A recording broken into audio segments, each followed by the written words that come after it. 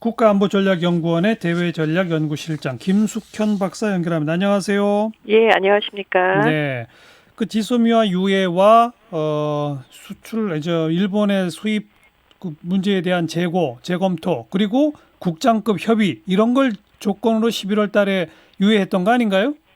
예, 맞습니다. 사실, 지난 이제 11월 22일이었죠. 그다음 예, 우리가 이제 지소미아 종료를 유예하고, 또 동시에 이제 WTO 제소 절차도 취소했던 그 배경에는 예, 사실 국장급 정책 대화를 재개한다라는 것이 그렇죠. 있었습니다. 예, 그래서 이제 그때 이후로 약 이제 6개월 동안 일본 측이 요구했던 것이 세 가지 요건이었는데요. 예, 그러니까 첫 번째는 이제 한일 간 정책 대화 충실히 임해달라. 음, 물론 임했고, 그다음에 재래식 무기에 대한 캐치홀 통제 관리 개선해달라. 이것도 했습니다. 그리고 수출 관리 조직 인력 충원도 해달라고 했고, 예, 이것도 충분히 해소를 했기 때문에 예, 이제 우리 입장에서는 5월 말까지 수출 규제에 대한 해답을 달라라고 요청을 한 것이었죠. 근데 이제 예, 일본의 이제 국내 기업이나 수출 상대국의 이제 수출 관리를 포함해서 종합적으로 평가해서 운영할 것이다라고 하는 좀 모호한 입장을 이제 취하면서 결국 예, 응하지 않았기 때문에 예. 결국 이제 일본이 이 취하고 있는 수출 규제 조치의 부당성을 입증하기 위해서는 우리 정부로서는 WTO 제소의 절차를 다시 재개할 수밖에 없었던 그런 음. 것으로 보여집니다. 그러니까 11월 이후에 국장급 대화는 쭉 이어져 오긴 했군요. 그렇죠. 계속 어, 어쨌거나 정책 대화는 이제 계속해서 이어서 예, 왔고 일본이 알겠어요. 요구했던 사안도 예, 일본이 우리한테 요구한 거 우리는 했고, 네, 네. 그러니까 우리는 5월 말까지 끝내라 했는데 답이 안 오니까 우리는 그러면 이제 결렬이다 이렇게 된 거로군요. 뭐 그렇다고 볼 수 있겠습니다. 음, 예. WTO 제소 절차를 재개한다는 의미는 뭐예요? 그때 WTO 제소한 다음에 양자 협의를 조금 하지 않았나요? 예, 양자 합의를 했는데 잘 되지 않았기 때문에 결국은 이거는 이제 무역 분쟁으로 보고 있고요. 네. 그렇기 때문에 무역 분쟁을 해결하기 위해서는 WTO에 이제 제소를 하는 그런 절차를 다시 재개한 것으로 볼 수 있겠습니다. 예. 그러면 네. 일본은 어떻게 나올까요?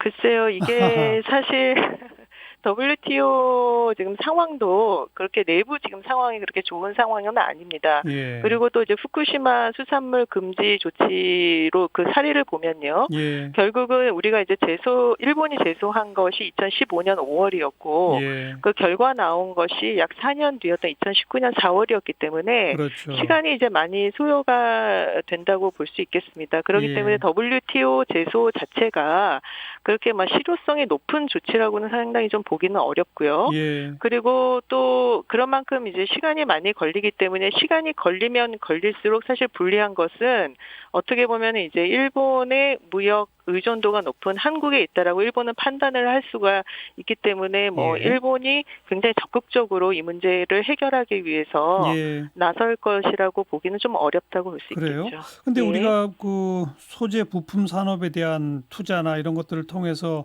일본으로부터의 수입 제한의 피해를 상당히 줄였다. 이런 또 네. 얘기가 나오지 않습니까?